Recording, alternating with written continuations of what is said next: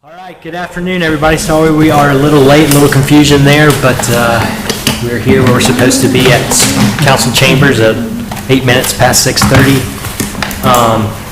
First things kind of first, do I have a volunteer who would like to keep the minutes today? I'll do the minutes again. Well, you did last time, so if you're, I'll take over. I don't want that. That's all right. You got to run the meeting. It's cool. All right.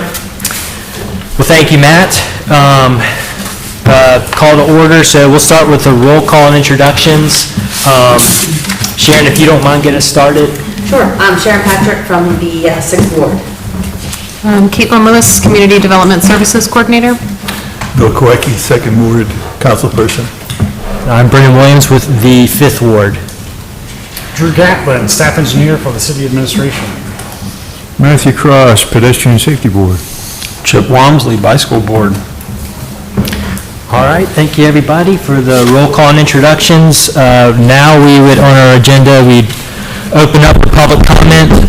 Not seeing anyone in the gallery today, so unless someone has some, well, we can wait. Yes, to share. I'll kind of open up to that if anyone has some from constituents or anybody they've heard from. I did. I was going to talk about commissioner comments, if that was more appropriate, or if you want me to bring it up here. It was from like a public forum on Facebook. Yeah, we'll do it that way. That's kind of usually traditionally what we've done, Sure. so, yeah. Confusing on my end. So, yes, no public comments right now. Any bring it up, then we will bring commissioner comments. So, I will close the public comment period now, and approval of the minutes from April 5th, 2025. They are not available. So, easy peasy. All right. Yes, well, Next time, next Yeah. month. we shall move the April 5th meeting's minutes to next meeting in June for their approval. Next on the agenda is summary of neighborhood meeting reports. Caitlin, do you have anything to report? I do. I had the pleasure of attending a walkthrough of the South Hills neighborhood on May 8th. We did that with the Neighborhood Association and with the city manager, or interim city manager. And we heard some, we walked a couple of the streets there and heard some of their concerns as we walked along. A lot of it is more code enforcement oriented type stuff, but they did have some interest in traffic calming alternatives. There had been some speed bumps installed there, and we had about half and half opinions on who liked it and who doesn't like it. They appreciate the traffic calming effect, but they didn't like how it impacted their day-to-day commute. So I think that neighborhood was interested in traffic calming alternatives, and I don't know that they were aware of a lot of the stuff that's available, like painting the street and that type of thing, or even landscaping along the street. So that might be a way to give them a little bit more agency, is just to inform them of some of the things that are available. They also had a lot of talk about sidewalks. I don't know that it would be likely that neighborhood would get a huge grant for sidewalk installations all throughout the neighborhood. It seems kind of unlikely, but there's a lot of interest there in developing out the sidewalk network, and I'm sure that, any kind of efforts those folks would appreciate as well. The rest of it was mostly about crack sealing and upkeep. They wanted to see more crack sealing to keep the roads, the longevity of the roads intact. And that was, I think, the highlights of that meeting. Other good news is the Greenmont Neighborhood Association reached out about the Adopt a Street program, which I think has been maybe sort of defunct, although I think some neighborhoods have been doing it independently. Regardless, we went ahead and reached out to Public Works and got the Adopt a Street program, sort of a framework for it up and running, and hope to present to council soon on that. So hopefully that Adopt a Street program will be official and up and running again, and it's open to organizations. We just ask that they do 4 cleanups a year on this form here, and they would, pile up all their trash, and Public Works would dispose of it. It seems like an easy easy win for everybody, so, yeah. And, Caitlin, I did have one question Yeah, of about course. that. The I did hear that was going away, so is that like was it a state program, or is it a city program, or a The federal program? DOH has a Adopt a Street program, so they have their own sort of Adopt a Street program that you can do. This one would be a city. Gotcha. City hosted Adopt a Street program. Gotcha. So you'd be like going onto the city website or the 311 app to apply. Right. And then your application would come to me, and then I would send out a form. I have a copy of it here. Gotcha. So, yeah, that's kind of how the structure of that would work, and we would work with Public Works to take all the. Gotcha, trash so away. just be organizing someone picking up the trash after, Exactly, basically. and Okay. hopefully we can get some signs or something made too to honor, to recognize the people who are doing the work there, but I think, at least gives people some agency over the streets when it feels frustrating, when you can't get some certain repairs and things like that, you at least have some kind of agency in Sure. that. So I think that's good news. Yeah, thank you. Yeah, of course. That's all I got. Thank you, Caitlin. I do kind of pose a question for the group, especially about the street calming, and maybe Drew, you could speak a little bit to this with the engineering department, but do we have, since I think that would be a pretty popular request, I know some of the times that I've been requested to speak to neighborhood associations and groups about street calming is usually kind of what we can offer or what we can do. Do we have like a presentation or a package of different types of? I personally don't have something assembled, but I think that something like that would have value to show people who are with that, particular concern. Oh, Yeah. traffic's too fast, but we don't want, the speed bump, I think, is a fine solution for right now, and I think there's people that are satisfied with that, but, yeah, I think it's good to make them aware of what else could be done, Yeah. too, I think it'd be good for the traffic commission, since a lot of our questions and concerns are related to that, so even for us to kind of, if, we do go to a neighborhood association, take some relief from city We've got staff or the- anything. Some previous documents, if you want to get them to Caitlin, 2017, this is a neighborhood traffic Oh, management perfect. calming. Nice, So you still have that available, Drew, nice. online thing? great. Thanks, Matt. Matt, what are you referring to? Be a little more specific. This is, October 2005. This was pretty old. Neighborhood Traffic Management and Calming Program from the Public Works Department, City of Morgantown. Traffic Calming Guidelines from 2017. We were talking about, at that point, getting more involved with the neighborhood associations, regarding that specific issue. So it's just something. And that- what specifically does that Oh, refer to? it's, Is that a let's see. program, or is that just suggestions as to how traffic? Turn restriction, one-way streets, they got level 1 and level 2 measures, speed awareness programs. Level 1 are passive in nature, include educational and enforcement methods. Goes pretty into depth. Level 2 includes traffic control devices and physical measures, which change travel patterns. So, speed humps, slow points, all of that's in here. Okay. It's a pretty thorough document, good to have on. Maybe just some on there. updates would be good to that, or something that's a little snappier to do at a neighborhood meeting or something like that would be good, just to kind of say, here's what maybe this isn't the option that's working for you, or maybe this is something, an alternative type of thing. But yeah. So what are you proposing? Are you proposing that this? I was just saying that if Caitlin should have this, since she's been heading the neighborhood groups and so forth. Okay, and- And if we want to revisit it with the commission, it's available to us. Well, it would be good to review to see whether or not there's been any kind of change in attitude towards any of those. Oh, right. But on the other hand, is there a set proposal? How are you going to distribute this? Is this something you throw at a complainer, or is this something you bring to each of the neighborhood associations? Is there a program here you're suggesting, I guess, is what I'm asking for?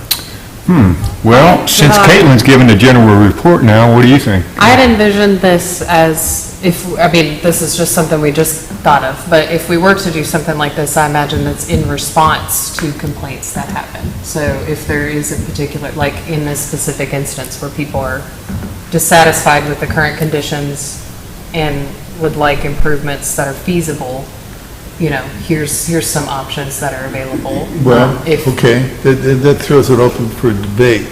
If you get a complaint, it seems as though the city should respond, and we know in the past, Drew, for example, up in South Park, top of the hill, set up cones to indicate, if you did this kind of bump out or this kind of radius turn, this is the kind of activity that you could expect, which then answered specific complaints.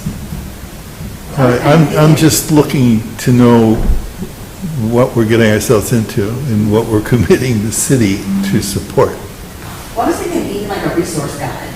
So when you do go, you can say, here's the list of options that we can help assist with and involve the city as well.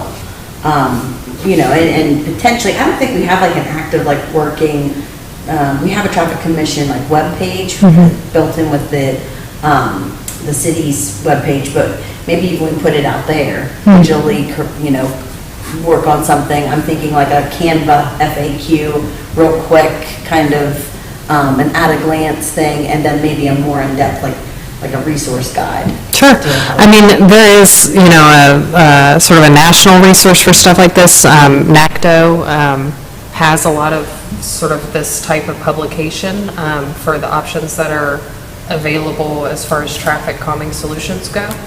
I guess in my mind, it was something to inform people of what they could advocate for, but I see what you're saying, is you don't want to get into a position where we're saying, here's what we can do for you, because And that's not also, necessarily the second- case. And the second, that's true, because you don't get universal acceptance. The other part of that too is once you've presented alternatives and they've kind of done their homework and research and then come across what they think is the best idea, then you're into a debate as to whether or not that's the correct solution for that particular problem. So what is the better approach in that case than to a situation like this where it's like, okay, we've done something, but there still doesn't feel like the problem's addressed. We want to say, okay, we hear you, we're listening. Maybe there's nothing we can do about it right now, but here's what exists in the world that could be, what is the solution to that problem, or how do you? Can we back up a little bit? I guess the original, what I originally heard you say, Caitlin, was that the neighborhood in South Hills wanted to know what options other than vertical control, speed control elements like speed humps are available, because they were Correct, because they want to. dissatisfied with Yes. the negative effects of the vertical control speed elements. And there were areas where they were interested in expanding speed control, but because the speed bumps aren't working for certain people, maybe there's. You mentioned that they basically were annoyed by them, driving over them. Found it irritating because they have to drive over multiple times a day, every day, and the people that drive fast through the neighborhood are not the people who are driving over them multiple times a day, every day, so. I have speed camera data that begs otherwise. Well, I'm sure. But this is the nature of the complaint. So I guess what I'm trying to say is when somebody comes Yeah. with something like that, it would, I think, be good to say, to respond. You know what, though? Prior to your joining, we had worked with South Hills, and that, I believe, is what they wanted. I'm sure it is, and I'm sure it is. And there were people who were appreciative of it. It was Yeah. just that there were other people, I think, who didn't foresee that it was going to bother them. Yeah. And then, yeah. So just FYI, the Traffic Commission web page on the city's website does have one of these documents the chair, or that previous chair, Cross, is referring to. Okay. And so it's up there, traffic calming plan for neighborhoods. So So if it's something where it's just like, oh, there's something on here already that already exists that I can direct people to, that's perfect. I mean, that's great. That's kind of what, I just, basically, I don't want to come hear all this stuff and then say, okay, Yep. you know what I mean? Yep. But I mean, I think also directing them to those resources that you mentioned, The the NACTO, NACTO yeah. Urban Design Guide. For whatever reason, it is offline right now, but Oh. I hope that they republish it. They've been updating it with the update of the. Is that part of the Safe Streets website that you're talking about? No, National fortunately. Association. That went away? So that was the Federal Highways Administration page. NACTO is a non-federal body. They're a group of city transportation officials, essentially, like professional body of city transportation officials. And they tend to be pretty on the forefront of urban design. Or you might ask for a link to that on our page. Certainly. I mean, that's an easy slip. Yeah, I think, so that's kind of what I guess, we're getting towards, is like, how do we, and I think that's an effective solution, how do we come back to people and say, okay, here's something, here's a response to your concern, Certainly, we also, the city administration, we've talked about this a lot.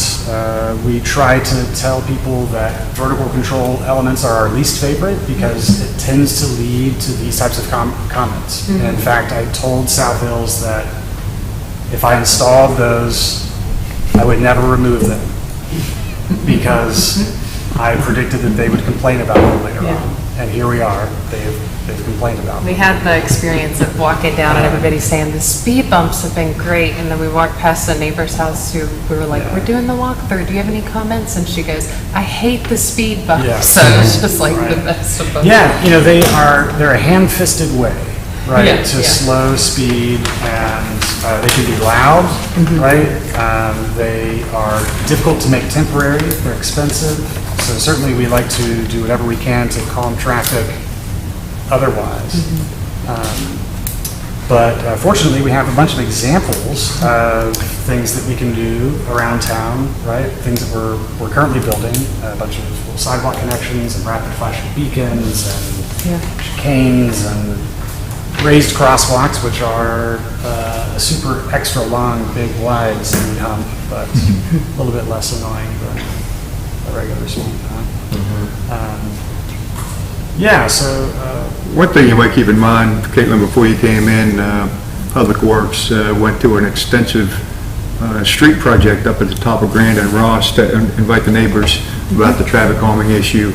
And they put out cones, showed how they could do some bump outs. There was a school bus pickup right there, a lot of complaints about speeding, a lot of negativity about it, so it's just going to come on hot and heavy, even with the open streets project when we invite people out.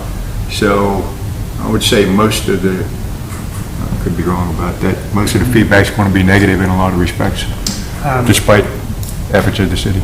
Yeah, so other communities have approached this similarly, and some of them have decided to do what we have done recently with a tool trailer, which Caitlin Lewis is very familiar with, right?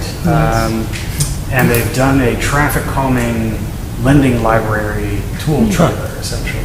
And they lend it out to neighborhoods with hay bales to, approximate curb lines and other things, cones and such.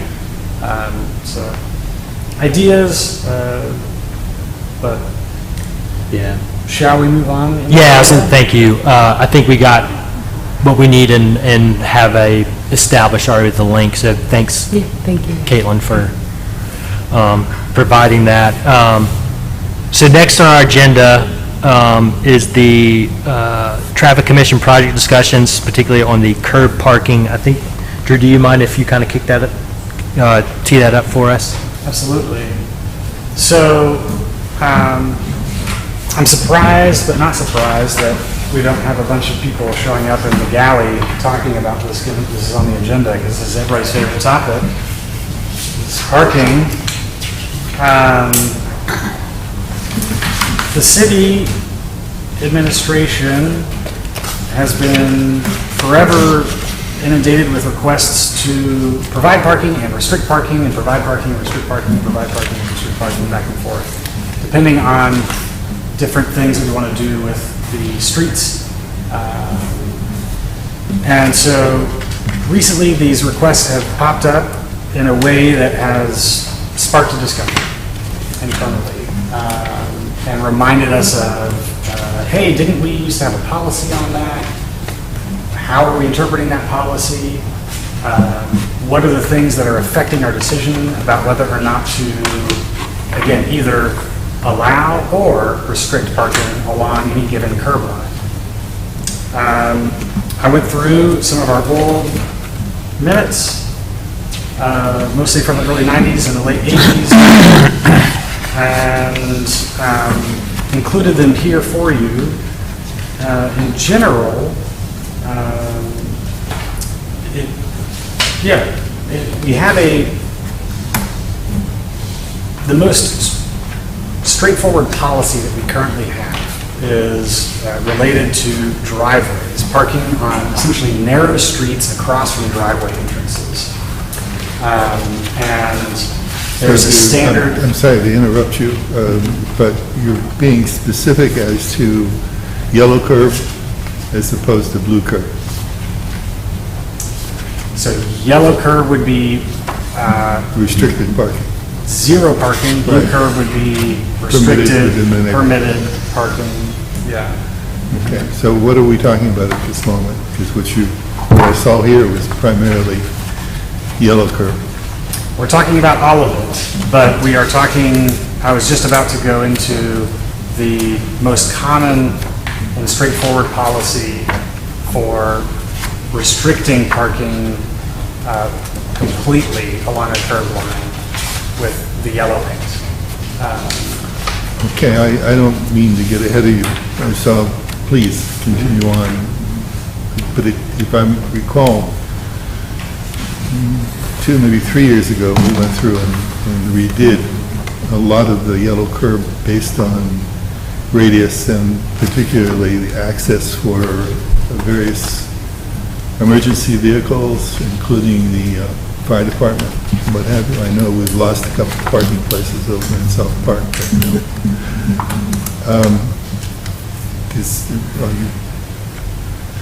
Is there some difficulty with this that I hadn't heard about?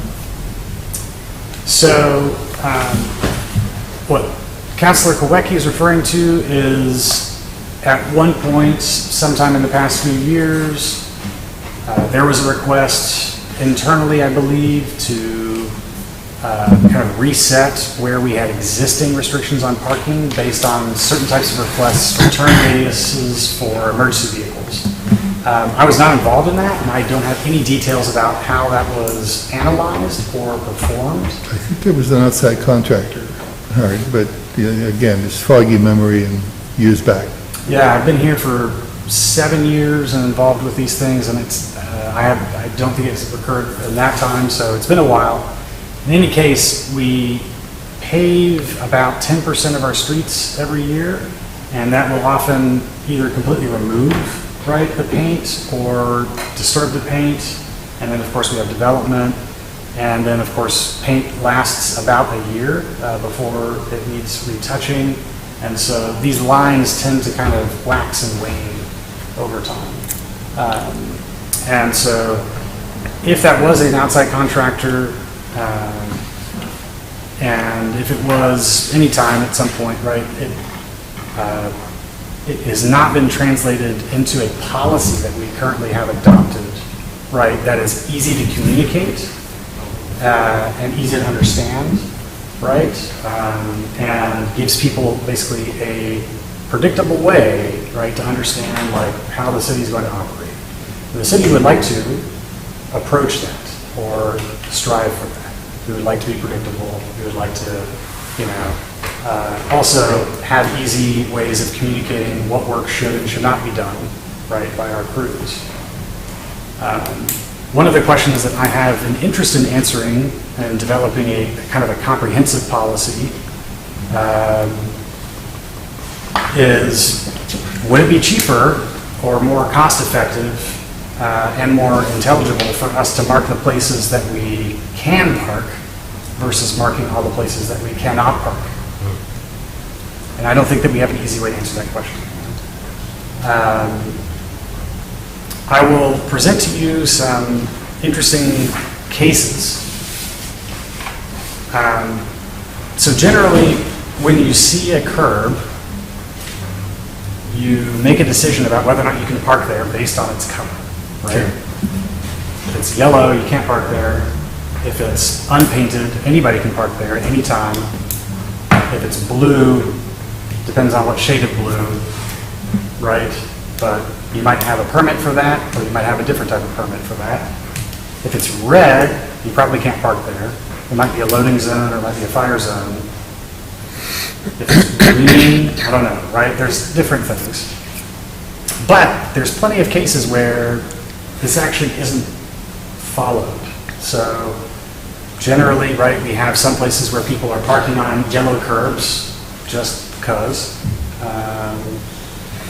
We also have places where there are no markings at all and nobody would dare park there. Dorsey Avenue is a good example. Chestnut Ridge Road at 705 is another example. You never see people parking, at least in the urbanized area, like in the travel lane next to this curb. Why is that? I think we could guesstimate on it. Probably it just feels inappropriate to park there. But in our mostly locally owned roads, right, it seems like we have to mark, and the police department, very importantly, and parking authority, if we get complaints about people parking along a place, they will default to saying, well, it wasn't marked, you cannot do anything until you mark it and restrict it.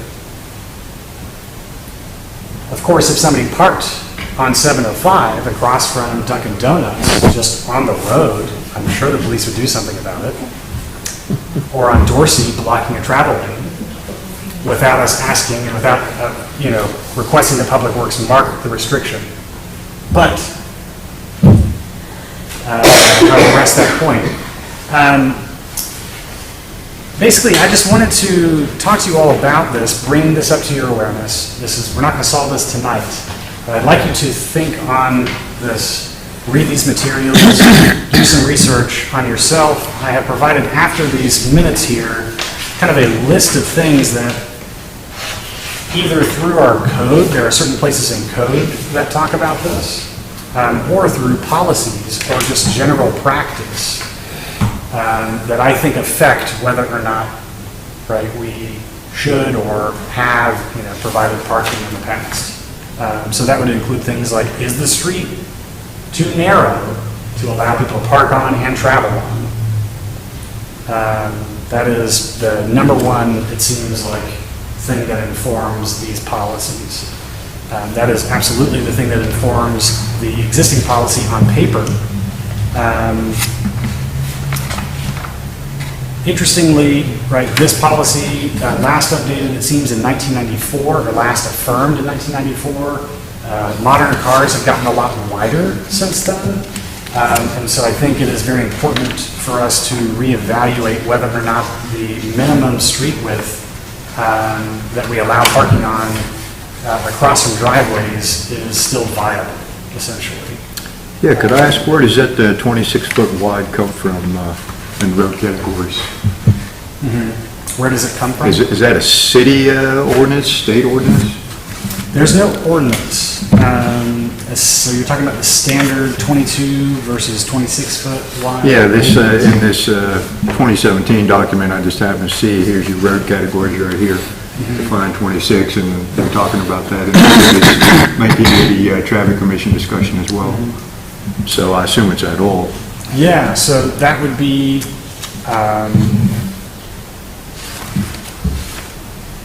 essentially a 26 feet would be the standard cross-section of a roadway that provided parking on one side and two travel lanes. Defined by generally a parking lane being 7 feet wide and then those travel lanes being 9.5 feet wide. You all have heard, right, me talk about lane width a lot in here and how we would like the Department of Highways to adopt a standard of, at least in our urban area, of 10 feet for travel ways. We also need to remember that if we have high amounts of transit operations, right, those lanes tend to be in urban areas widened to 11 feet. Yeah, in nowhere is any standard travel lane, at least as marked by a double yellow line and say an edge line. In urban areas, no standard width tends to be less than 10 feet. Morgantown does have a lot of narrower travel lanes than 10 feet. Some of our travel lanes are 8 feet in certain places. And that makes people feel very uncomfortable, but fortunately it leads to a European vibe of our nice traditional roadways. And also helps us to achieve a decent amount of traffic calming, right? And so there's a lot that we balance here. To restrict parking is to remove a certain public good that many people would argue is very inefficiently used for private vehicle storage, right, in a public right-of-way. But it can lead to faster traveling public if we don't do something else with the space, if we restrict it. It can provide other opportunities, right? If we restrict parking, we could provide, I don't know, community dumpster locations instead of individual trash pickup. And so then on, say, Willie Street or like in Lower Greenmount, you wouldn't have people storing their trash cans on the sidewalk. Yeah, I was going to say, could we think of an example street to kind of talk about in context? That would help me visualize a little bit. Like, Absolutely. where was somewhere that would see a big impact if we actually had a policy or? Yeah, so one of the streets that has been brought up recently, yeah, a lot of these are very narrow neighborhood streets, but in the North Hills area, there's a I know, I'm sorry I put you on the spot with that. I was just kind of trying to think, like, it would be easy to think about if I knew what street we were talking, like, think about what would change or how, if anything. Yeah. We had, if I could say, years ago, we had to request Randolph Road over in Wallace Hill. Very narrow street. They wanted, I think, requesting a one-way on that. And we talked about it, couldn't come up with a solution. Like, Actually, I believe the commission did recommend the one-way treatment on both Spring and Randolph alternating. Did it get implemented? It never got implemented, but I recently had some WVU students look at traffic in that neighborhood, and they also recommended that, so I don't know, maybe we'll implement it. Like Wilson Avenue, I always struggle driving down Wilson Avenue because of all the people parked along the side of the street. So would anything change there? Like, I guess. It might. It depends on how we, what policy we would adopt. Right? Yeah, okay. Certainly, if we were really aggressive and we said we want all roadways to have 10 feet minimum travel lane, and if we have two-way traffic, we want to have two 10-foot travel lanes, then most of the city parking, on-street city parking in the city of Morgantown would disappear. That'd be interesting. Oh, another one too, if I could mention, you familiar with Suncrest, Caitlin? You know Elmhurst runs on the side of Laurel? Yes. That's a very narrow street as well, and the city decided to do a staggered yellow line on there to create a chicane down the whole street. Okay, yeah. Seemed to be pretty effective. I already had one complaint that they don't like that, but a lot of WE parking on that street. I see, as well. but that's what something like that might look like to improve those corridors, would be to kind of create like a illusionary chicane system, or? It would be using certain design parking, provision of parking as a traffic calming alternative. Sure, okay. Yeah. But mostly what people are going to be, and what we have responded to in the past, what people are going to be experiencing is easier ingress and egress out of their driveways in narrow neighborhood streets. So you can imagine any number of extremely narrow streets in Morgantown, narrower than Wilson, narrower than any of them, right?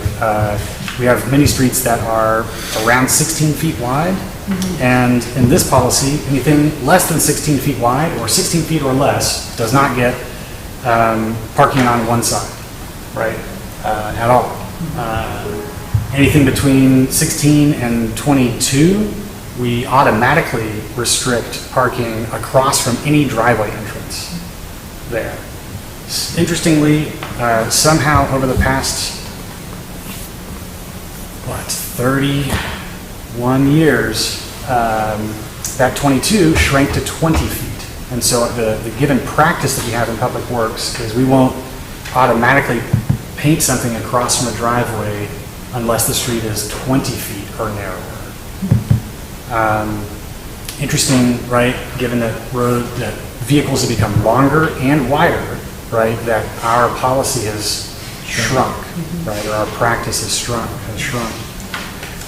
But yeah, there's lots of other reasons that we have responded sort of ad hoc to restricting parking. Emergency vehicle access is a big one that we tend to not really question that much. But certainly sight lines for high crash locations, vehicle pedestrian interactions and crashes, whether or not it's within an intersection, right, or at a curve. I listed all of these things, right? Right, the location of traffic calming. Are we going to let people park directly on top of the speed hump? It actually kind of helps a little bit sometimes.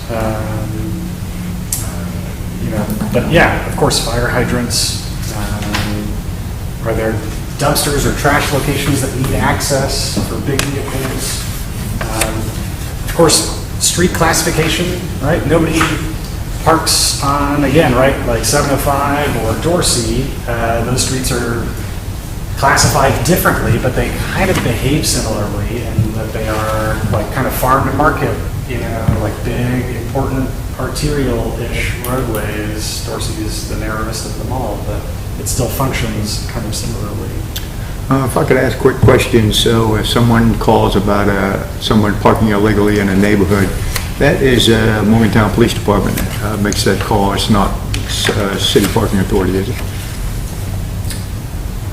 Typically, yes. It depends on how you define parking illegally, but typically, yes. That is a police response. Yeah, so we've heard from the police that, it's pretty low priority for them being understaffed, so that's another big problem as well. If you call parking authority directly and say, somebody's parking on the sidewalk, please come and ticket them, they typically will do that. Okay. Or if somebody is parking right, improperly in a zone somehow, parking authority is much less likely to respond in the way that you just described. So enforcement is definitely a part of it, no doubt. Parking authority does have the power to enforce parking, indeed, by definition. And so, yes, but if there is not anything that they have to fall back on, right, it would be curious. I kind of want to drive and just park my car on Dorsey and see what happens. Because there's nothing, I'm wondering if the response would be the same. I haven't encountered that on that road. What? I have encountered that on that road. There are like people, obviously there are people that rent those apartments that are on the side of the street, and I have come around the curb and seen somebody parked there. I don't think it was like a long-term situation, but Tend to be mostly on the sidewalk. right, like unloading and that type of thing, but not like long-term. But it has happened. Yeah, right, Yeah. right. Parking on the sidewalk, my favorite thing. So, yeah. Open to other thoughts? Well, can I just clarify, Drew, for this policy? So it sounds like there is a policy. There's a very limited policy, Sure. as you can see here, that is it looks like it's 22 feet from, and 94 it was. Yep. But that's pretty much the only real policy that they adopted, is just this parking, or allowing parking across from driveways, is that correct? And the minimum width of that street of which they'll apply it to? So there is discussions within city staff of if there's other. Should we update that with A? And then would it make sense, and how much time should we spend fleshing this out essentially into a comprehensive policy? And would the traffic commission like to weigh in on the things that we essentially weigh or consider, right, when developing this policy? Right. The part in code that deals with this, section 361.03, prohibited stopping, standing, or parking places. I didn't have this in here for you, but there's a list there. There's a lot of different ones, but it says, no person shall stop, stand, or park a vehicle when necessary to avoid conflict with other traffic, right? So moving traffic, that's probably the one on Dorsey that we would cite. Or in compliance with the law or the directions of a police officer, so a police officer can just tell you not to park there.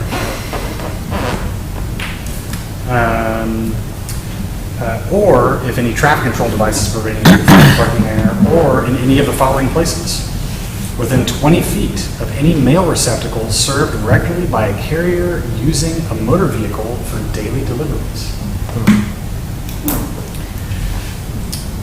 These are city ordinances, correct? These are city ordinances. Okay. This is absolutely not enforced. Gotcha. And then, yeah, there's others. So, if anybody would like to chat about this or help me form a little committee or something to look into it, happy to have some help, or to, go further into the theory with it. We have the 311 app, possibly some data that supports the number of complaints or issues that might help kind of drive our discussion and ideas and all. Sorry if you mentioned this already too, but to go off of that, what's the nature of the complaints generally? Is it like people are parking here that aren't supposed to be for the most part? Or is it, I wanted to park here and I got a the complaints that make it to my desk tend to be people that are, I know you can't say specifically, but just generally that are having trouble accessing or maintaining their own access to their parcels of land. I see. So Okay. it's mostly driveways, Okay. and it's either people getting in and out of their driveways, that people are parking directly across the street from them on a narrow street, and they're like, I can't get it out of my driveway, can you please restrict this parking? Yeah. Or there are sightline complaints a lot as well, but mostly it's the I can't access my driveway, and it's forcing other people to this person is parking across my driveway, people are then driving on my driveway to get around to this car. Sure, okay. Right, or driving in my yard, and things like this. Cool. Do you think, 311 remains an open app, and you can explore the complaints yourself. Okay. Can we download? You can go online. I don't know if you can download them. Okay. Yeah. Your experience with it is as much as mine is. Gotcha. Another issue I've been having, particularly on my street, which I won't mention the name of, a lot of people parking against traffic now. They're just in that habit. They're coming down. Because we recently, in the past few years, got it lined off on one side because it's narrow. And now people coming down, if it's convenient for them in their lane of travel, they'll just pull over, park facing traffic. Doesn't seem to be much of a nuisance, but it can be, a little bit disconcerting as you're approaching a vehicle, looking at the grill in your travel lane. So that's another thing I'd like to see some more enforcement on. Of course, who's going to enforce it? We can talk about that. One thing I would like to suggest, if anybody's listening, some things I'll mention to other people as well, is my father taught me years ago to back into my driveway. So when I pull out, I can actually have pretty clear vision. Don't have to worry about getting rear-ended, trying to crank my neck around. So where people can back in, that's a lot easier to make your exit, and you don't have to worry about backing into your driveway. There's generally no traffic. Just watch out for your pets. So just thought I'd mention that. Also, Caitlin, about the neighborhood calming, if you're in neighborhoods, I keep saying this year after year, if you have a second gear in your car, put your car in second gear as you're driving through city streets. That'll keep your speed down when you go down hills, and particularly in your own neighborhood, you hit those speed humps at second gear, it's a lot easier than third gear overdrive. So I find the statue of Mr. Morgan out here in front of to be very effective traffic calming for me. I always think he's a human man about to cross the street. So I think about that in relation to some of these conversations. I'm like, get one of those Bigfoot statues next to the Right. street. People think somebody's about to cross. Well, for the interest of time, I know we want to get out here before 8. Drew, considering that you're looking for some help, I think it may be worth our while to maybe establish a subcommittee to maybe work on this with you and staff. Would anyone be interested in that? And I guess first, Drew, is that something you would be amenable to? Absolutely. I'm happy to help in any way I can. Is the goal to just sort of develop a clear policy, right? To inform efforts going forward, not to redo certain areas, but just to kind of inform. Okay, cool. It might be, right, if we develop a tool to analyze our GIS data, right? Yeah. Based on here's this automatic width or whatever, and then just go out and start painting as we need to. Sure, okay. But yes. Okay, cool. can we petition nationally to reduce the width of vehicles? That would be great. And height. And tinted glasses. Is that GIS information that's specific? We've got a lot of different information, but we do have, in some ways, street width. But then you're also referring to driveway entrance and what have you. I mean, do we have that? Sort of, kind of. Yeah, that's what I'm afraid of, but Yep. kind of. Absolutely.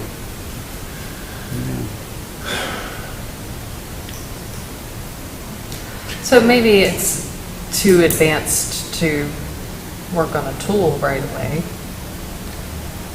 Or, I would say that, the way that I would be approaching this would be, what do we want to inform the decision? And then we would analyze what's the state of the data that we've got. Can we make a tool to help us automatically assess this? If not, then what do we need to do because to do that? it sounds like currently the existing loose framework of a policy is informed mostly by driveway entrances and exits, and you're saying it ought to be informed by all of these things because this is what is informing the existing situation. So- Exactly. These are the things that people are making decisions on in a non-systematic Yeah, manner. I have a real problem with that. I mean, we can't be ambiguous and Yep. vague about what we're enforcing, especially when we're getting police involved and asking them to enforce it. For sure. So I think, I would say, I would proffer and would like to possibly hear a motion, if everyone's agreeable, that we do establish a subcommittee from this group to look over what's on the books and kind of see if we can determine that, what criteria is currently being there or is in place, and then to kind of, in maybe some data-driven way or some other way of how we're going to come up with criteria for some desired policies to measure these things about like street widths, or maybe see the state of street widths that we are kind of having this, and maybe if we can measure those and kind of get a policy on that.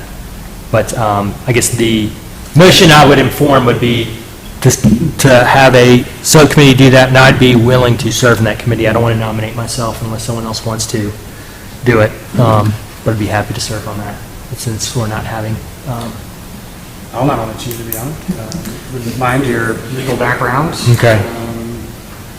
And planning, for sure. But I would like a recommendation for the name of the subcommittee, if you would, please. oh, I think that has to come from a committee and not the president's Okay. purview, so, yeah. Subcommittee, Brennan is on, Sharon, you in? Okay. Caitlin, I heard you were interested, perhaps? I'm happy to help in any way that I'm able. I don't know if I will be valuable, but Thank you, Caitlin and Sharon. Surely you participated in Parking Day. I don't. No? Of course I did. Yes, you did. I did. Sure did. And it was a great day, Yeah. memorable. Yeah. I think this will be really helpful for citizens and staff, just to be a little bit more consistent. Sure, yeah. Well, I think it's very concerning that we're, And if you need a second for your motion, I second the motion to create a subcommittee. well, I think we need it first. Oh, you need it first? Yes. Okay, first, then. I'm an ex officio, so I can't I'll second the motion to have a subcommittee. first the motion. Jim, would you like to first, or be, Oh, to I'm proffer sorry. up the motion? Yes, Okay. yes, please. And then Caitlin, we have a second. Sorry, this is a point of order. Can Caitlin Yeah, second a motion? I don't think so. Oh, am I don't not think allowed she's- to? She's not a member of the commission, Oh, okay, sorry. or at best, she's that on. I just used to sit. Then I'll second it if you need a Thank you, second. Chip. All right. All in favor, say aye. Aye. Okay. The ayes have it. Thank you all. And thank you, Drew, for that. Hopefully that's helpful. We'll get, Yeah.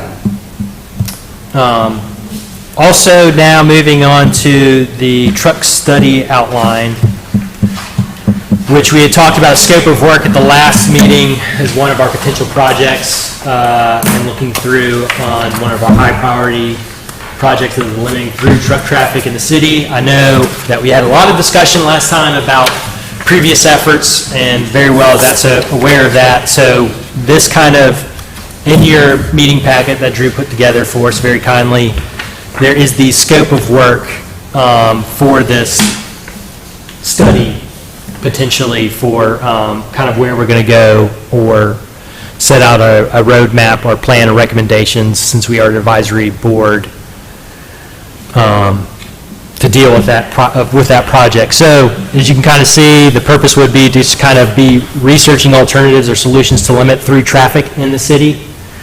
And the kind of how this is laid out is first just kind of getting a baseline of where we are. And I know, Mr. Kowecki, you talked about last time how there's been plenty of previous reports. And so kind of the first thing to do would just be to compile those reports and kind of get this, have a firm base of what we've already done in the past. And then talking and just kind of getting the, what previous attempts have been made. Then also there was a lot of discussion about, so that would be kind of the first order of the scope of work. The second would be to research existing conditions.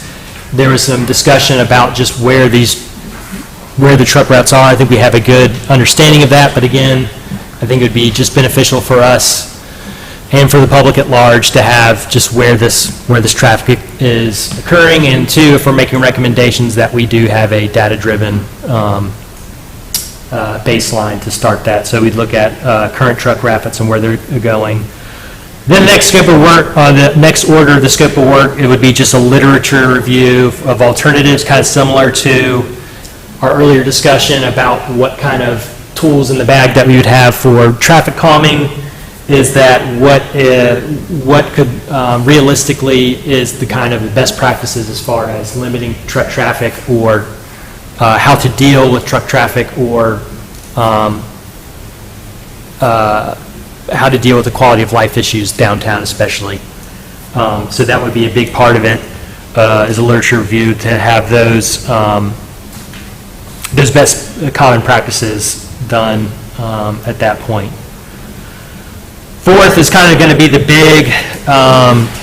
big push on this, and trying to get everyone to collaborate and cooperate with the interviews and surveys. So interviews would be very crucial in getting the industry involved, different stakeholders involved, on just realistically what is kind of, what the state of affairs is and what would kind of work with everybody, rather than saying we have a prohibition of trucks downtown and, having to deal with repercussions there, but really trying to speak with the operators, public agencies like the NPO, who's very gracious with their time, and of course DOH, and just really kind of understand what kind of, what's on the table as far as what could work.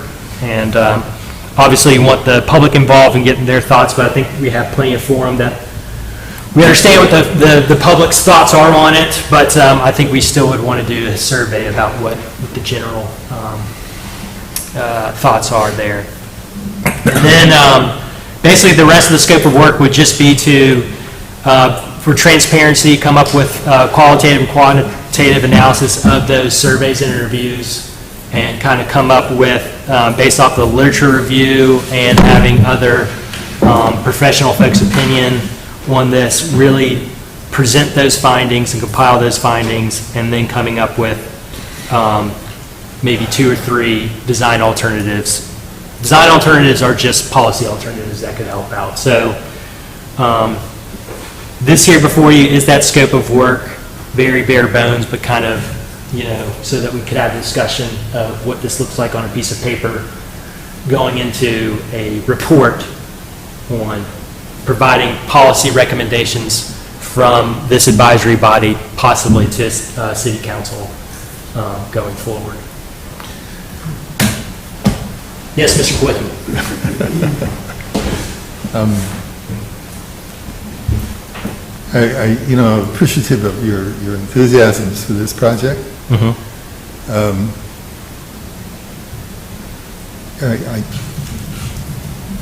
I'm having difficulty seeing how you can be, or this commission, can be influential in the solution to this problem. This morning, was in a meeting considerable amount of time with Sunnyside Up, the near campus organization that's working on the Beechhurst properties, and is experiencing the same difficulties you are. You're referring to with the truck traffic, and truck traffic came up as a major issue, and they began to indicate the kinds of activities they thought would be appropriate in solving it. One would be to negotiate with the Greer organization because of their trucks. Those trucks are the ones that are currently traveling through, and there are specific reasons as to why that happens. The other was the alternative routes, which is Greenback Road, which is in works, but still a way off, but is not really going to be considered an appropriate solution because of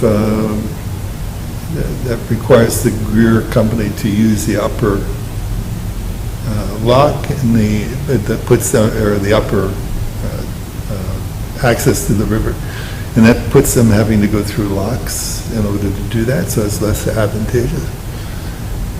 They also talked about the possibility of going and talking to our federal representatives to get variances on the roadway because the truck weights cannot travel the interstate because of the bridges and the bridge restrictions that are federal.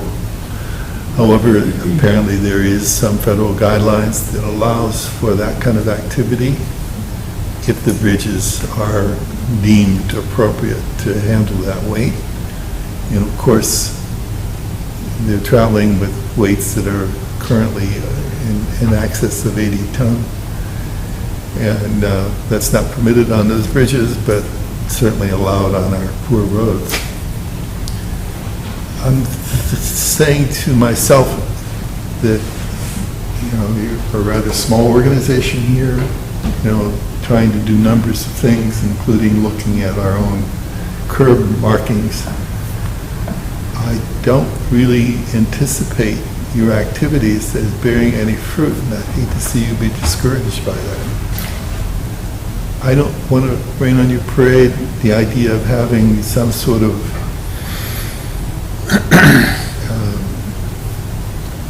unanimity or expressing your concern to the public is always worthwhile. But to go at it trying to create public forums and all the rest of it seems to be not only burdensome for you, but also sort of burdensome for city personnel trying to put it together. And doing it in an effective manner, at the very least advertising it, giving you a place to have it, making sure that it's public, bringing in personnel to cover it and all the rest of that. I'm having difficulty supporting this activity, is what I'm telling you. Sure. I appreciate that. I mean, I certainly understand that it's a sobering look to take on such a big task. It's taken over a decade looking at. And it's not as though it's been ignored or being ignored. It's constantly brought up. I Sure. can't tell you how many times I run into that. It's like bumping my head against the wall. Sure. And again, I'm looking at this organization, and it's, how effective can it be in taking on, with the resources that you have available to you, what, 4 people, 5 people? Sure. Having said that, thank you for listening. I'm warning you against the scope that you're talking about. Perhaps there's another approach that you might want to consider, but I'm just suggesting, for the sake of your own well-being, back away from it. Sure. I appreciate that. Who is informing on some of this stuff? I mean, I know you said that it's being talked about and there's stakeholders in the room, but are there Well, in that professionals? particular meeting, there were representatives from WVU, our city administration, our city lawyer, our city,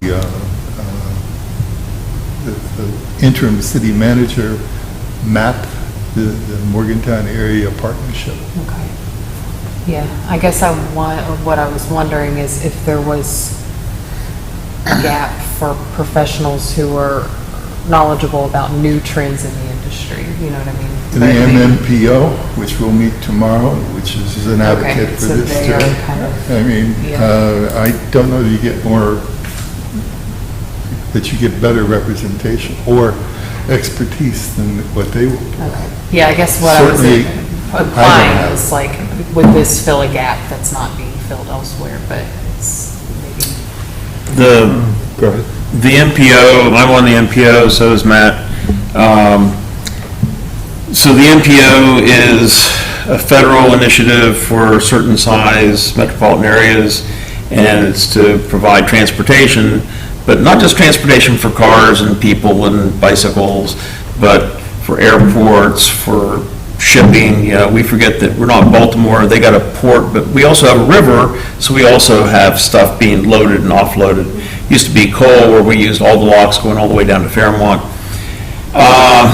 And so that being said, all of these MPOs do have to answer to all of those interconnection of modality of different types of transport of freight and goods as well as people.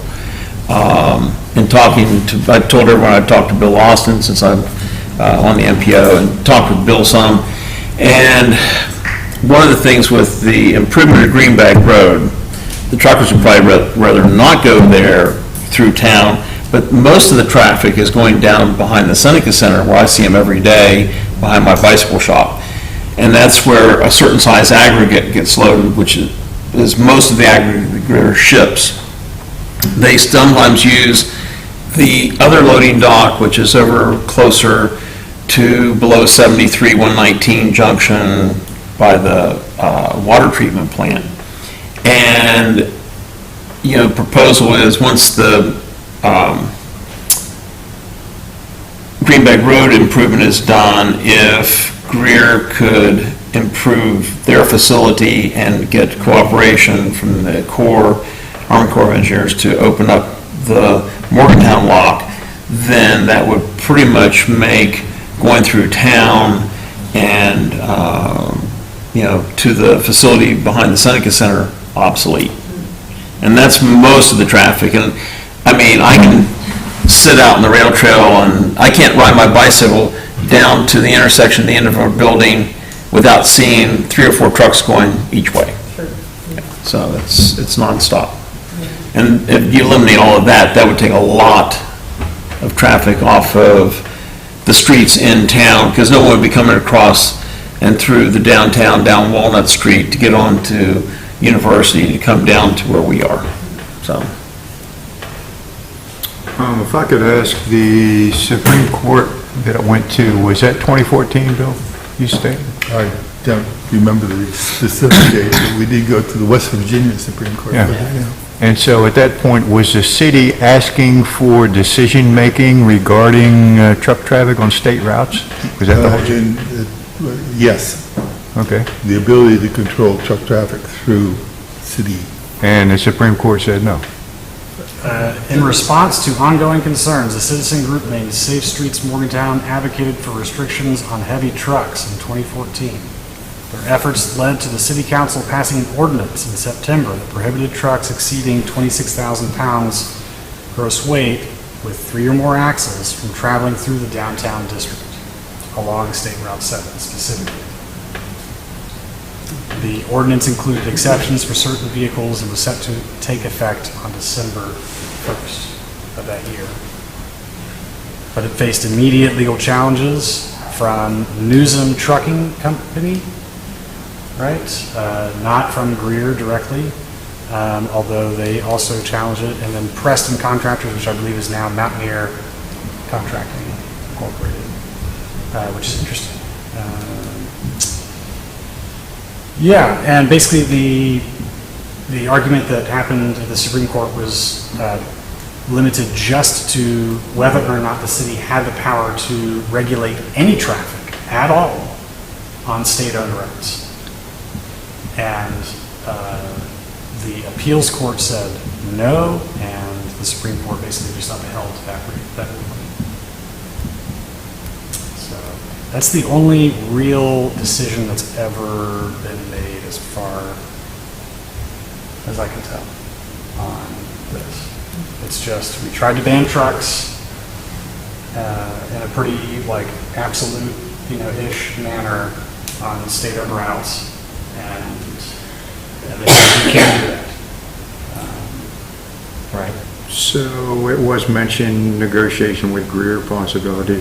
One question I had over this whole process is, do we need to, if we carry through with it, I have a lot of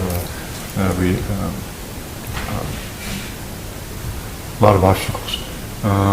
Do we need to specify that we are looking solely at aggregate trucks? We have delivery trucks, we have retail, we have supply trucks. Is it just the aggregate trucks that we're going to be looking at?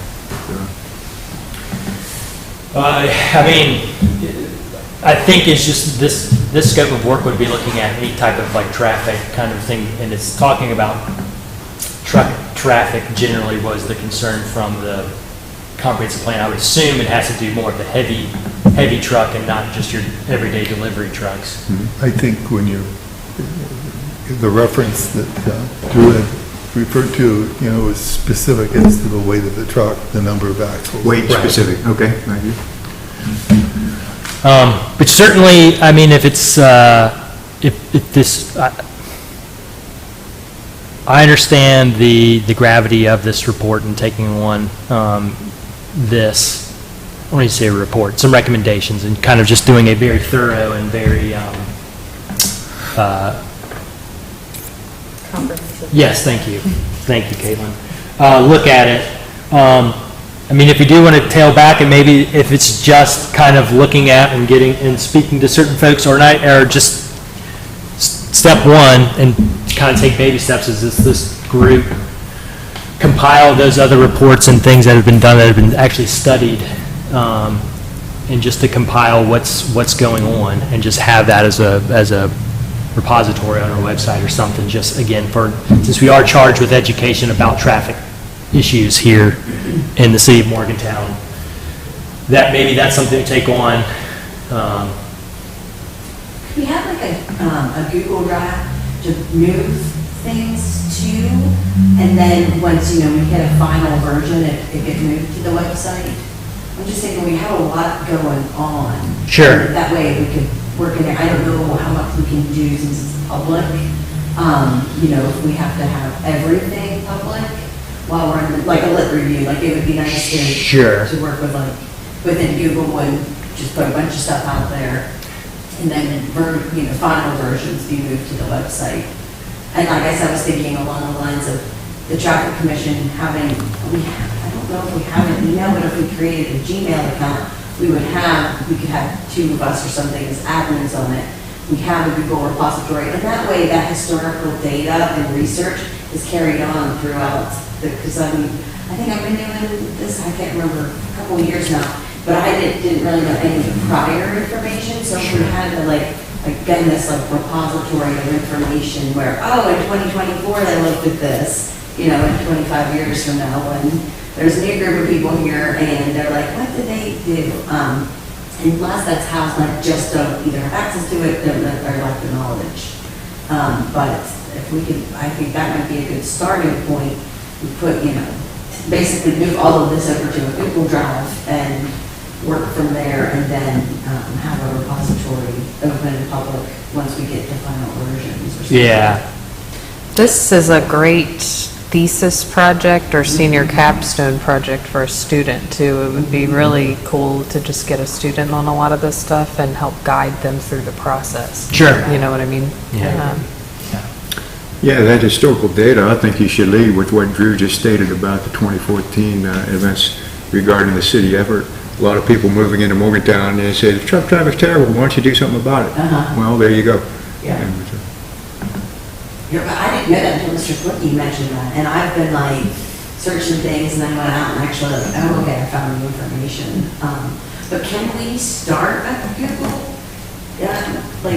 traffic commission or something like that, and appoint admins? I don't know how that would work, if that's, I don't know the technicalities behind it. I would say probably with the open records, it'd probably be pretty difficult to do, especially having us, and I would imagine city staff would probably not, it'd be easier for them to handle it. Sure. Yeah, I think that basically what you'd run into is you can't collaborate, Right. except in these, very, recorded, kind of ways. But I know that's, the definition of collaboration and decision-making is where this kind of breaks down. I don't know that that's so. I mean, if you're bound and determined to do this, the idea of cooperating in a commission or group, you're going to be doing the same thing, basically, when you're looking at painting curbs. You're gathering information. You're not legislating. It's not as though The important thing is that the subcommittees that we form and meetings that those subcommittees do, they are limited in the number of people from the commission that are allowed to sit on them. And in the way that councilors are not allowed to hang out with each other, more than 2 or 3 of you, right? If you're talking on anything related to city business, and even if you're just seen in the same public space together, and somebody has the thought that you could be collaborating or deliberating on anything that could influence a future decision, that could be a violation of the Open Meetings Act. So I think it's limited to 2 or 3, but I don't know. I'm not an expert in that law. There's just a link to the Google Drive on the agenda. And then that's public access. Yeah, I don't know. It sounds like a good question for Ryan. Yeah, I would agree. Inform us. I think this has probably been asked before. to him, or how does this have to come? That'd be great if you could Someone- reach out to yeah, him, that'd be awesome. Yeah, because if I tie it to like my Gmail, should I leave, I'd have to, I don't know if we download it and move it or something. Right. But, or if there's other repositories that I don't know if the city has, like Teams or something, SharePoint, whatever it might be, I don't know. There is also a traffic commission email address, and I believe Brennan has the only access to that. Okay. Anybody. No? Okay. So hopefully you're checking. Yeah, I hope I am Traffic too. commission at morgantownwb.gov. Yeah. Now, is that I don't even have associated with any type of storage space where we could, I don't know, it Okay. might have an Office 365 account. yeah, that's what I was thinking, like if we have something like that, and again, thinking longevity for the future, because here we are, I think, every week kind of, oh, back from 1982, you know what I mean? Yeah. And maybe it's just my lack of knowledge of where stuff is housed, but thinking how we could actually turn these ideas really into like working documents.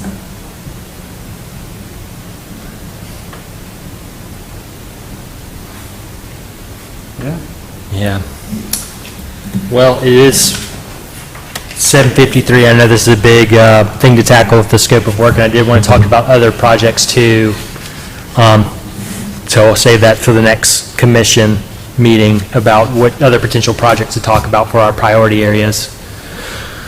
So if I could, Sure. for a minute, are we deciding on anything for the truck traffic reports? Sounds like not today. Okay. So the scope of work was just kind of where, that we could all visualize and see rather than just kind of what it is, but now we have it on a piece of paper, what it could look like. I think we should probably mull it over. Okay. It sounds like there's interest in at least doing that first step. And Yeah. if it stops there, then maybe it stops there. Right. But, yeah. And I would say maybe if you guys want to talk about other, I know that the truck traffic is number one in our priority list, or, yeah, but we talk about the other projects too and kind of see where, potentially what those could be and kind of look at them and then strategize about how we want to use our time. But since I did promise to get that scope of work and kind of hearing, certainly understand the concerns, and maybe we go forward with a smaller scope. Maybe we have a meeting dedicated to just kind of what a scope of work looks like in other projects that we are willing and able to take on. Just as an aside, I compliment whoever put together the scope of work. It's very thorough. It's the very kind of thing that you would need if you wanted to take it, gather this information and take it to court and make an argument, depending on what your outcome would be or what you're looking to do. But it is extensive. Yeah, I understand. But yeah, if we do this, it would be kind of defensible and wanted from all parties, happy parties, not happy parties, something that, it passes that scrutiny, so. So I'll say we don't want to vote on the scope today and projects, and actually the next meeting, I do want to talk, or we need to first approve previous minutes, but maybe go through the rest of the other projects that we have a PowerPoint talk about those potentially, and then looking at those kind of in a totality, comprehensively, kind of, maybe we should vote on what we should tackle first, or if we want to scale back the truck traffic, or what that looks like, further discussion. That's kind of what I propose for June's meeting, if everybody's fine with that. Yeah, and again, I will mention, I would like to see if there is some sort of impact fee for these trucks. I mean, it's Drew stated, the weights at the last meeting and what kind of road services are meant to handle. And it's pretty appreciative when you look at all of that weight, and the impact is obvious. Yeah, I'd be surprised if the city has the authority to initiate an impact fee on that, but There should be something, at least with revenues to gain, at least on the state. You would think, since they're state roads, you'd think the state maintains them, they would be accumulating some revenues for that maintenance. sure. The state's argument would be it's an economic source, that we're trying to promote, so we're willing to endure of course, the endurance is in the city. not-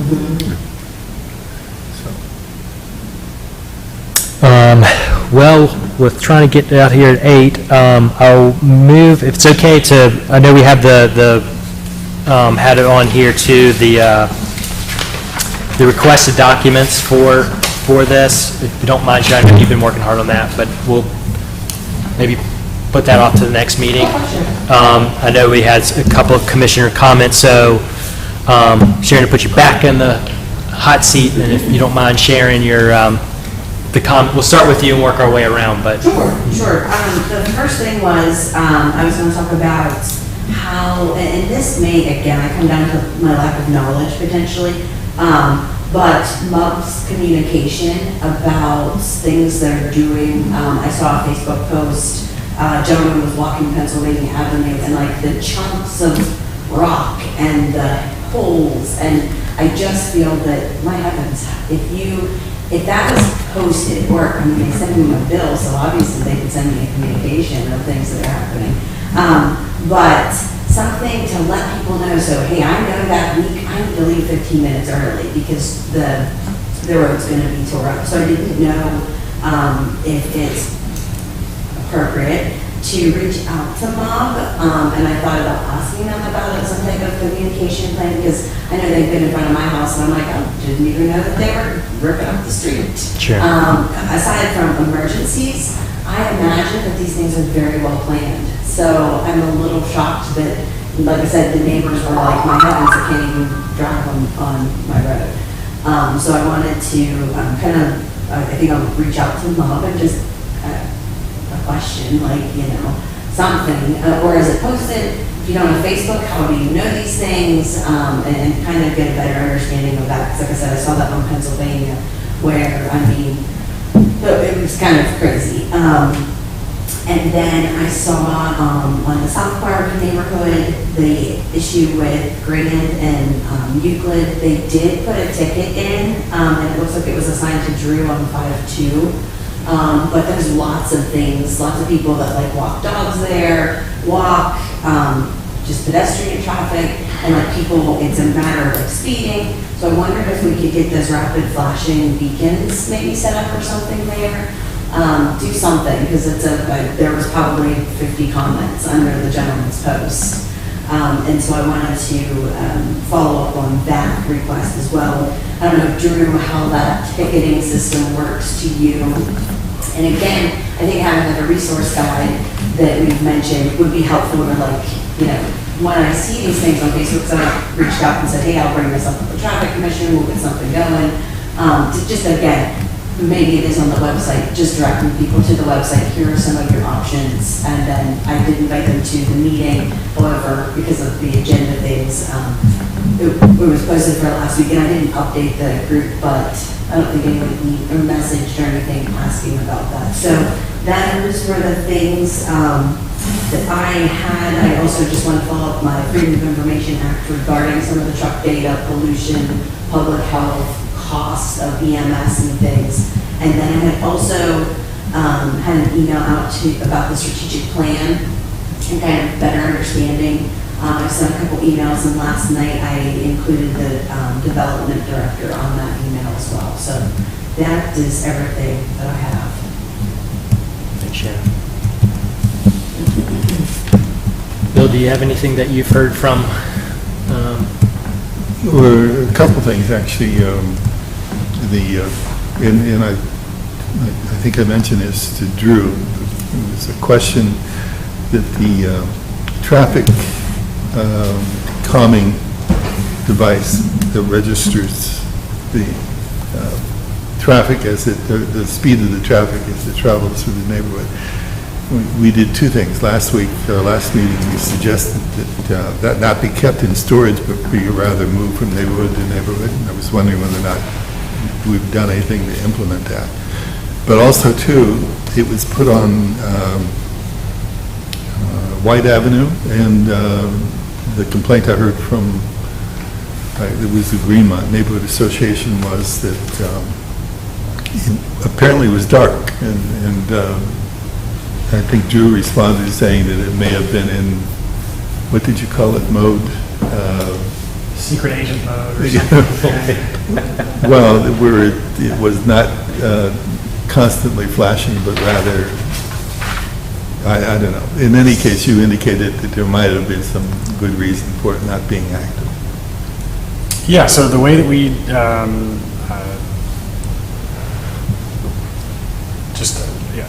I can respond to that or now or later. You can go ahead. Yeah, go, wait. Yeah, so I guess just for everybody's benefit, just because the thing's not giving you feedback doesn't mean it's not capturing your speed and measuring your behavior. Okay.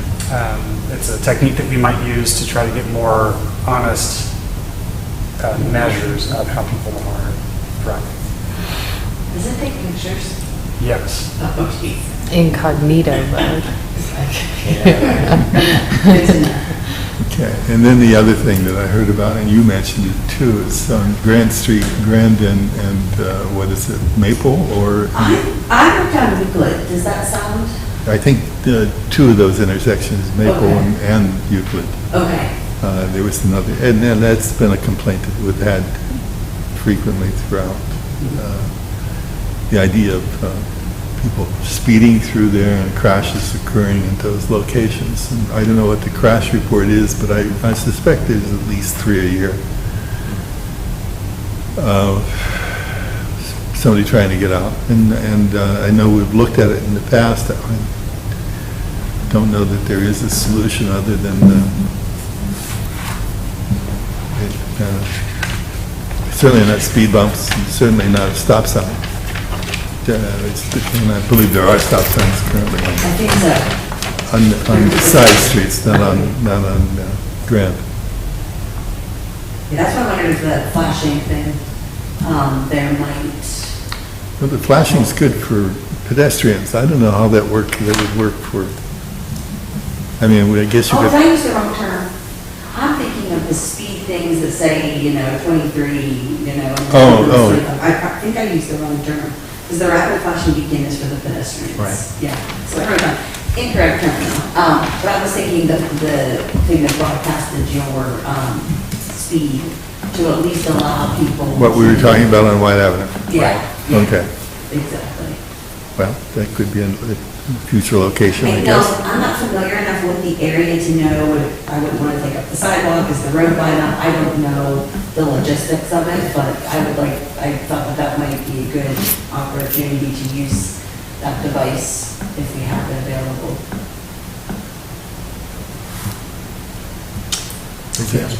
Thank you. I don't have too much as far as complaints or anything. I don't think it's been finished, but the sidewalk installment on Marion Street that the city put in is just kudos to the city for putting that in. It looks really good, and the folks that are living right in front of it were using it just the other day, so it's been nice. I think the rapid response sidewalks, that program that we kind of looked at, has been a real asset to a lot of different areas, and to kind of see those projects kind of come to fruition has been really nice. So thank you to Drew and the city for accomplishing that. That's all I have. Absolutely. Appreciate all of y'all's time here. Thank you so much for serving for the city. Thank you, Caitlin, for showing up and giving us those, and going on that walk, so I could join. I will say, I believe that MUB, in terms of all of the public agencies in this area, does the best job, and that's not saying a whole lot, but in terms of communicating the road work that they are doing. I'm sure that Chris Dale would be, willing to talk to you about, ideas regarding, better ways to communicate. But in terms of organizations that are going above and beyond what is typical, I would put them up there in terms of at least letting people know and trying to do things innovative like posting on social media. Are there guidelines as far as cleanup are concerned? Because these were I saw that one you were talking about, Yeah. and somebody commented it, addressed it, and they said that this was temporary state and that it was part of. Sure, but, yes. Yeah, but Yeah, but, I understand what the concern was. Yeah, that it absolutely. can't stay like that, and, yeah. yeah, but that's where it makes me think, what would the cleanup, because I think I read the same comment, where I was like, well, I get that, but if you lived on that street, how would you feel? Yeah. If People that was- have been outraged about Pennsylvania for more than a year and a half, Yeah. just specifically regarding that mud project and its paving condition. You know, not to say anything else about the other complaints about Pennsylvania Avenue. Yeah, So,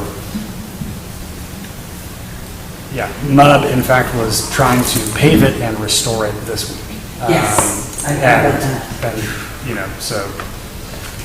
An Interesting. alternative to social media may be good, though. I think I heard about the Willowdale work through Facebook. yeah. Yeah, so, you know, Chris Dale posted about that multiple times in that neighborhood group. Yep, and so, Yeah, I was gonna say, I didn't have my Facebook until like last year, so like if that was my street, I would have no idea. yeah, so, I mean, what is, yeah, you know, are we going to expect them to go knocking door to door? I used to do that. Yeah, yeah. What happens when new people move in? You know, I don't know. Yeah.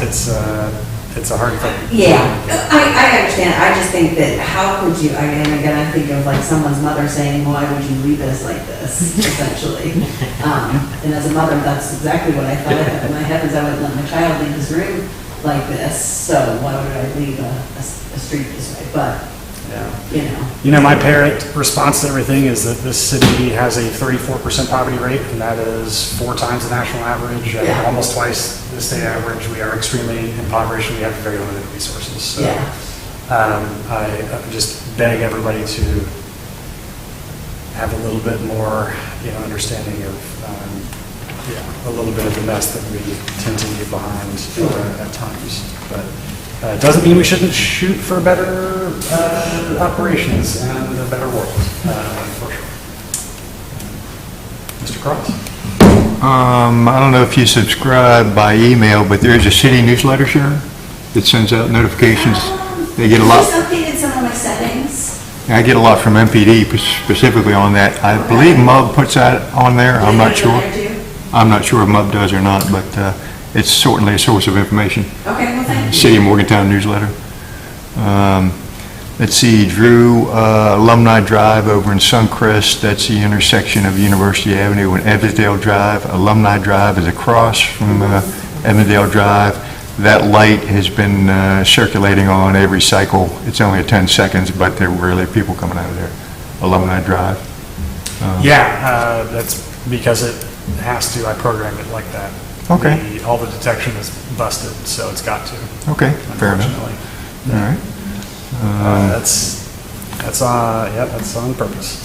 Okay, so at the MPO meetings, Kimley Horn did their downtown Morgantown traffic study. They've come up with results, recommendations. They will be forthcoming in some open meetings. We just, MPO is going to go ahead and go forth with that. Really some interesting aspects to some major change recommendations for the city of Morgantown. So those will be forthcoming. Those will be really interesting to look at regarding communication, cooperation between city and state. If these move forward, of course, the timeline is 2050. So as we know, a lot of the work we do is foundational and may not come to fruition for a long time, but at least we got it started. We got reports on it. That's great. Thanks to the MPO for the pedestrian bridge open meeting across Don Knotts. That was very well attended early April.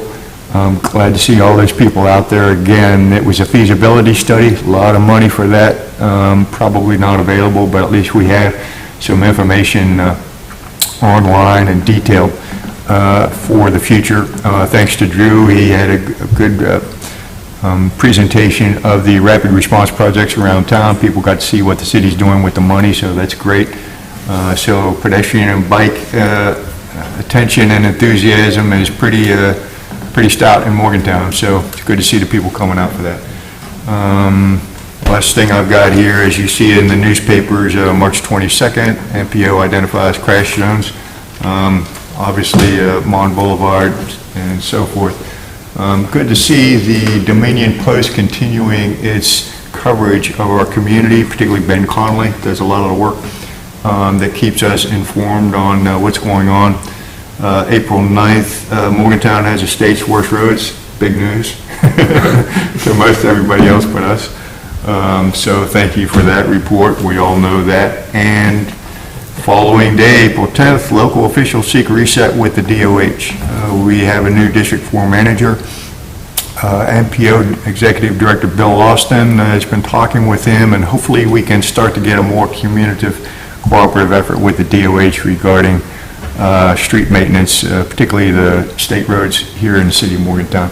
City's doing a good job, I think, with doing what we can with what we have, but on the state-ish aspect of it, certainly needs a lot of work. I mean, it's verified now with these reports. So let's hang in there and see if we can get some things going in the future regarding that. That's all. Thank you. Nothing other than what I already said about my report with Bill Austin. One thing that might be interesting is, you notice how when we have potholes, people have to slow down because they have to go around them. And if you go around them, you don't hit them, so they're not intrusive like speed humps. So I think we should maybe be the leaders in traffic control and calming by coming up with potholes that are designed instead of speed humps.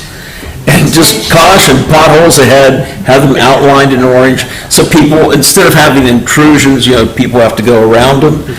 And I noticed this in trying to, one of my favorite cut-throughs is going through North Street, and half the streets up there are being sidewalked because of Drew's great efforts.